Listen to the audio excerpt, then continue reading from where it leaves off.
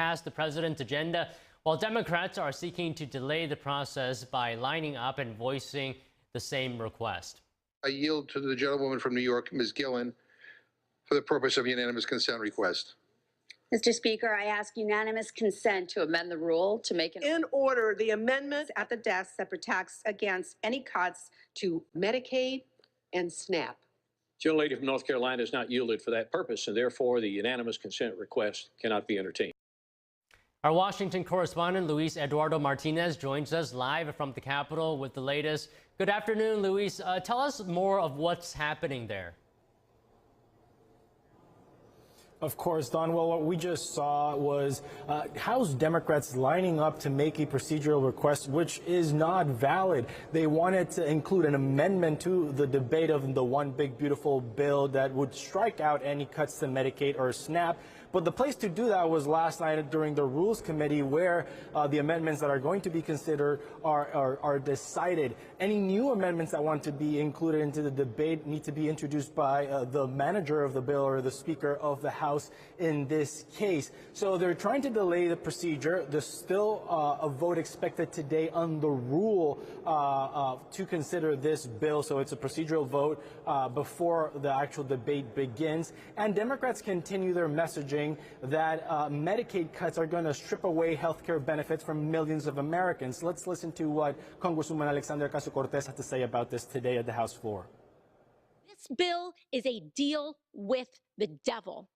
It explodes our national debt. It militarizes our entire economy, and it strips away health care and basic dignity of the American people. For what? To give Elon Musk a tax break?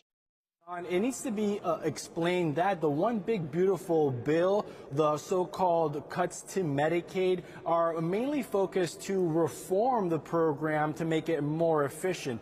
Most of the cuts will be enacted starting in 2031, and people that might lose their benefits are people, for example, 19 to 64 years old who are able-bodied and who do not show proof that they're either working, volunteering, or receiving an education. And of course, Republicans argue that if you are an able-bodied in between 19 and 64 years old, you should either be doing one of those three things or should not be receiving Medicaid benefits. Now, in the Senate, Republicans tried to also strip Medicaid benefits to illegal immigrants. That was shot down by the Senate parliamentarian and then shut down by Senate Democrats in a majority, a 3/3 majority vote that was required in the Senate. So it must be said that the messaging from Democrats might not stick. It also will be important to see that the effects of the spending cuts are close to $900 billion to the Medicaid program won't start, and people won't start feeling them until 2031.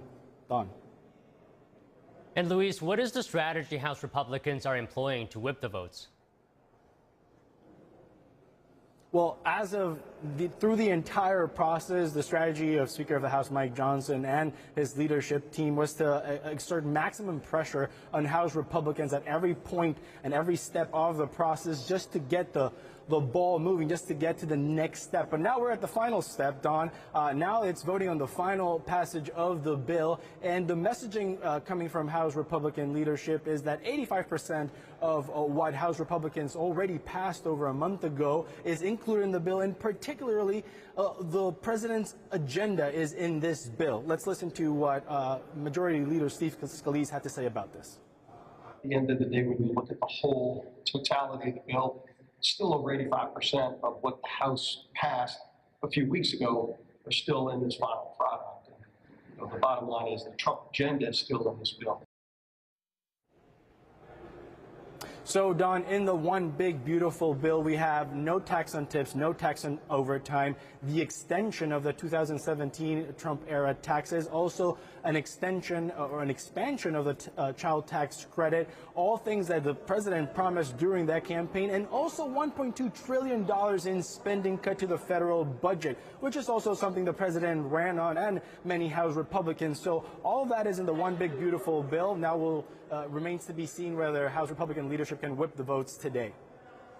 And Luis, who are the holdouts so far?